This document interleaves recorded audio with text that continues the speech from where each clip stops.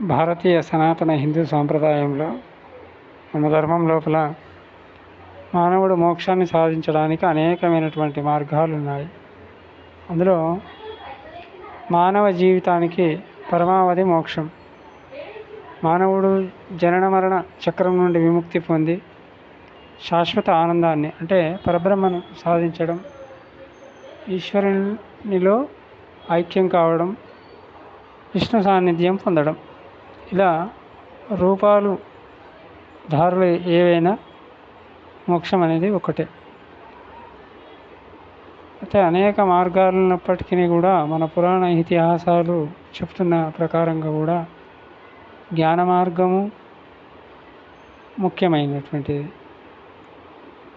అంటే కేవలం అంతా బ్రహ్మ సృష్టియే, దానిలోనే ఆయన సృష్టించిన దాన్ని అనుభవిస్తూ ఆయన సృష్టించిన దాన్ని అందరికీ ఉపయోగపడుతూ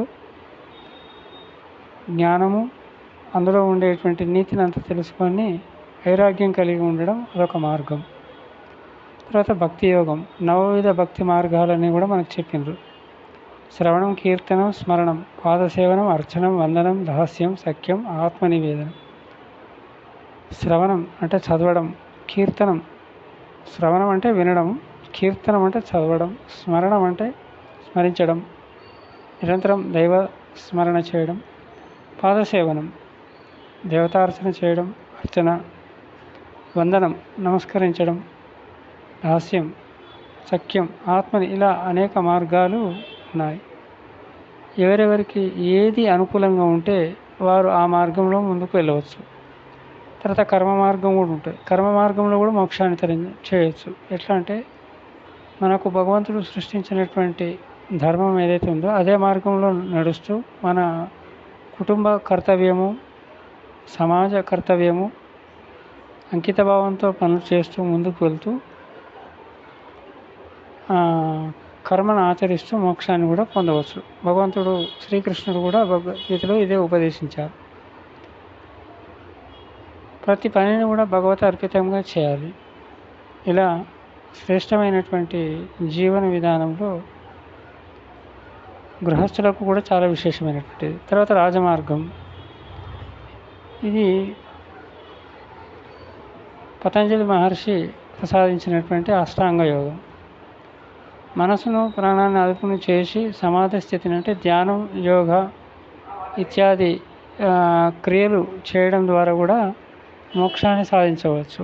ఈ మెడిటేషన్ ద్వారా కూడా భగవంతుని తప్ప వేరే ధ్యానం పెట్టుకోకుండా అందులో కూడా వాళ్ళు అది యోగులకు మాత్రమే ఎక్కువ వరకు సాధ్యమవుతుంది. అయితే మార్గాలు వేరైనా ఇవన్నీ చేరేది ఒకటే గమ్యం, మనం పరమాత్మనికి చేరాలి, మోక్షాన్ని సాధించాలి, పుణ్యాన్ని ఆస్వాదించాలి. ఇవన్నీ చేయడం ప్రధానమైనటువంటి ధర్మ మార్గంలోనే ప్రారంభమవుతాయి. ధర్మ మార్గంలోనే నడుస్తూ దానము, ధర్మము అనేది కూడా చాలా ముఖ్యమైనటువంటి అంశము. అంటే దానం చేయడం వల్ల మన దాంట్లో ఉన్న దాంట్లో ఇతరులకు సహాయం, దానం చేయడం, ఇలా మన సంస్కృతి సంప్రదాయాలను కాపాడుతూ వాటికి సంబంధించినటువంటి పరిరక్షణలో భాగంగా మనవంతు సేవ, మనవంతు కృషి సమాజానికి అందించాలి. అలా చేయడం వల్ల కూడా మోక్షాన్ని సాధించవచ్చు. ఇతరుల యొక్క ఆనందమే మన ఆనందం అని భావిస్తూ ఇలా ధార్మిక అయినటువంటి కర్మలు ఆచరిస్తూ సమాజంలో రాణించినప్పుడు, సమాజంలో వెళ్తున్నప్పుడు ఆటోమేటిక్గా మోక్షం అనేది కూడా సిద్ధిస్తూ ఉంటుంది. భక్తి సాధనం. హరి ఓం స్వస్తి. భారతీయ సనాతన హిందూ సాంప్రదాయంలో మన ధర్మం లోపల మానవుడు మోక్షాన్ని సాధించడానికి అనేకమైనటువంటి మార్గాలు ఉన్నాయి. అందులో మానవ జీవితానికి పరమావధి మోక్షం. మానవుడు జనన మరణ చక్రం నుండి విముక్తి